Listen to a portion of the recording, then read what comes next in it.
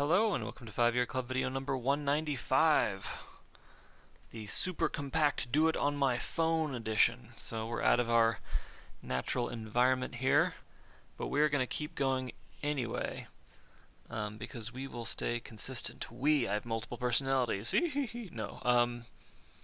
Yeah, so the last story, right? We got this crazy whale demon and the gods blessed him with some cool fish knowledge because he was consistent in the way that he treated other people, and he was consistent with his respect for the Japanese gods. And, similarly, this theme of consistency, it matters throughout life. Like, you don't have to hit the mark every single time, but you have to try to hit the mark once a day. You don't have to save an amazing amount of money every single month, but you have to save something each month. You have to save something each paycheck. You have to do something every single month to move in the direction that you want to go in, whether it's, nutrition or fitness or finances or whatever it is. You have to keep it on your radar. And so even though I'm, reading a lot of the stories out of these books these days, which is perhaps not how I envisioned this channel in the first place, it's the way that I can keep going because I don't have a lot of time. I haven't had a lot of time recently to come up with amazing new revolutionary ideas. And that's okay. That's, life is going to ebb and flow, and sometimes there will be amazing new videos that are 45 minutes and I think are awesome and nobody watches it. And sometimes there will be kind of crappy new videos that happen to get a good search engine optimized title and I get a bunch of hits on it for free. And yeah, both of them are fine. I just have to keep working on it, just like everyone watching this video has to keep working on their financial goals and planning and all the hard things that we keep doing. It's a pretty short story tonight, so let's get started. By land and sea to the Amubiya. 14 feet of snow is not unknown. It is recorded every year on the snow rods in our northern provinces. From the start of the 10th moon until the festival of Buddha's death in the following year, while mountain roads lie buried, impassable to man and beast alike, there is a natural period of fasting in the north. Pickling vats must be fully stocked with vegetable stocks, for even the cries of vendors of salted mackerel will be heard no more. A warm fire becomes the only source of pleasure, and, with visits next door or across the street no longer possible, there is little to do for half a year but brew endless pots of tea. If starvation is avoided, it is only because stocks of every kind are taken in and hoarded well in advance.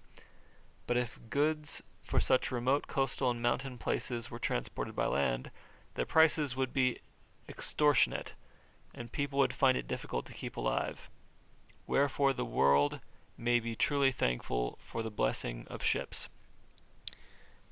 In the town of Sakata was the house of the great broker Amubiya. In former times he had been no more than a small innkeeper, but his flair for business had brought about a steady improvement in his position, and nowadays, catering for customers from every province, he was the foremost purchasing agent for rice crops in the north country. The name of Amubiya Sozaimon was known to everyone. His grounds, 60 yards broad and 130 deep, were packed closely with reception buildings and storehouses. The catering departments were an astounding sight. There was a receiver and distributor of rice and bean curd, a director of firewood, an overseer of fish, a chef, a supervisor of the crockery cupboards. What a great word, cupboards. A controller of cakes, a tobacco officer, a tea room officer, and a bathroom officer. Okay. Is there like a reverse dibs on the bathroom officer? I don't want to do that one. Again, there was even a special runner of errands. Among the accountants, there was one for public business, one for private, one for issuing money, one for noting it in the books. With one function, no matter how trifling, apportioned to one man, everything was made to run smoothly. Day in and day out, the master wore formal overskirts and never once unbent his back in the presence of a client. His wife, smartly dressed in plain silks, was constantly at hand in her room. The two of them, smiling from morn till night, so unlike the home provinces of brokers,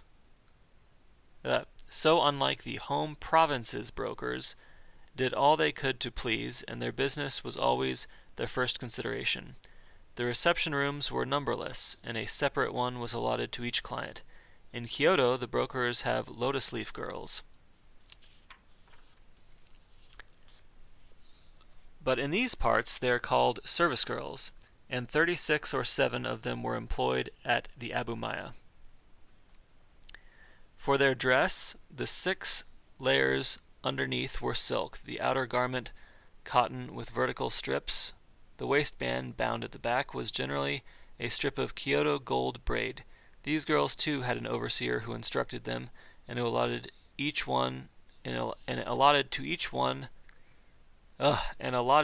to one client to lay and pack away his beddings. Okay, so I guess those are maids of some kind. I don't know, some of this Japanese stuff is weird. Alright, so here is the graphic for this one. It's a pretty cool one, I guess. Can't tell, some of these people look a little more naked than I'd like, but oh well. It's cool. I hope whatever they're eating on the right side is delicious. Alright, we'll keep going. Where 10 men gather, 10 provinces meet. Here clients from Osaka or from Banshu Obashi exchanged gossip with men from Fushimi in Yamashiro, from Kyoto, Otsu, Sendai, and Edo. But no matter whence they came, their talk was uniformly clever, and not one was ill-equipped to watch his employer's interest. The old hands, of course, are content to fill their own pockets, and the younger ones enjoy themselves at the brothels and exceed their expense allowances, neither way being to the employer's benefit. But, after all, when you send a clerk on business to a distant province, a man of rigid morals is not your best choice. To think twice in every matter and follow the lead of others is no way to make money. The sort who will adventure boldly, albeit at his employer's expense, is all the quicker to conclude a favorable deal which will handsomely atone for previous failures and cover his private debts as well. That's an interesting philosophy, right? Like, send your crazy guy to do the foreign deal because the straight-laced guy will be too timid. I don't know if I agree with that. Maybe he'll just be crazy. Who knows? I mean, there was that previous story we read where the guy's son decided to start visiting brothels, and then after he did that and got kicked out while he was naked, he then swindled people with like medicinal dog ash. So, yeah, I don't know about this statement. I'm not sure this is that was a wise paragraph, but let's keep going. Among the clients calling over the years at this agency, many varieties of approach to business were observable. There was the sort who was no sooner down from his horse than he had lifted off the clothes trunk, doffed his traveling gear, and changed into a formal crested suit of the latest dye discovered in Kyoto. Removing the dust cover from his dagger, he would pull on brand new socks and sandals, smooth back his side locks, explore his gums with a toothpick, trim his personage until he judged himself ready for exhibition, and then announce that he was off to view the local sights, for which he would commandeer some usefully employed clerk as a guide. There had been many of these, but no examples of their getting very far in the world. Those destined to rise quickly from employed to employer turned their attention to very different matters. As soon as they arrived, they would approach an assistant at the front office and ply him with inquiries. Was he sure that market quotation had not changed since the lauders they had received in the middle of last month? Since the lauders, they had received in the middle of last month. Local conditions vary so, and strangers could never predict the weather. Would he mind looking at those clouds over that hill? Might a storm break before the 200th day, did he think? How was this year's safflower crop? And what about the green hemp? Not a question, but was to the purpose. Such men were as hard to twist as the local dried salmon, and in time they became merchants of greater account than their current masters back in the home provinces. There is a right and a wrong approach for everything. The transactions of the Amubiya were as extensive as the plain of Musashi, and it was difficult to keep them under strict control. Brokers' establishments look like the homes of millionaires, but wherever they are built on shaky foundations. The income from the regular commissions amounts to little, and the temptation is strong for a broker to speculate privately with the goods in his care. If the gamble fails, he calculates that he may usually settle his client with the losses. When a broker concentrates on brokerage, of course, and takes proper care of his purchases and sales, he has little cause to worry. But the outsider's impression of a broker's finances is far from the truth. There are an amazing number of unsuspected sources of expense, and running the household on a more economical budget leads inevitably to diminished custom and the rapid decline of the firm. It is only once a year, in the first hour after dawn, on New Year's morning, that the balance of a year's losses and gains becomes clear. At any other time it is impossible to check the position. That's a very interesting section right there, I think, because keep in mind, this was written 333 years ago. Right? So it's written about brokers who, I guess, these brokers are dealing with, I think, literal goods like rice rather than stocks. But it's interesting how there's, but the outsider's impression of a broker's finances is far from the truth. There are an amazing number of unsuspected sources of expense, and running the household on a more economical budget leads inevitably to diminished custom and the rapid decline of the firm. So it's interesting how, as a buyer and seller, your image matters 333 years ago, and this is what's, I think, being stated here. But I think it's also interesting how you cannot check the positions of your buying and selling business but once a year. I guess when you calculate your books. I don't know. Is everyone calculating their books at that time? Maybe there's a footnote that would help me with this. I do think in general the concept of if you're in the buying and selling business, do you need to buy a BMW to impress your clients? Will that make you more money? I don't know. I'm not sure. I think there's a lot of pressure in those industries, and it's one reason why people who buy luxury cars early in life do not retire early.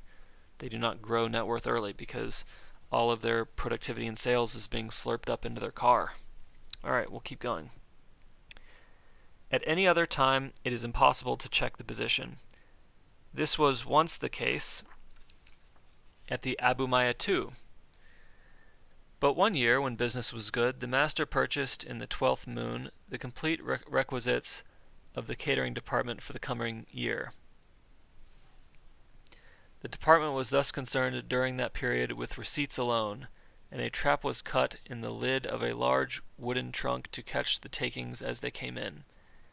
The 11th day of the 12th moon came to be fixed as the day for opening the trunk and checking the accounts. A reliable broker's agency is a place where every guest may have a good night's sleep, even though his money is in the hands of the proprietor. Okay, so a reliable broker's agency. So the place would be reliable because they pre-purchased everything for the coming year. So they didn't have to worry about if they were going to have it or not, which I guess means their guest didn't worry if they were going to have it or not, which means the guest didn't mind if they had his money, because he knew he was going to get what he had purchased. All right, that sounds reasonable. But, so what I take away from this is basically, preparation, anticipation, that mature defense mechanism, planning for the future.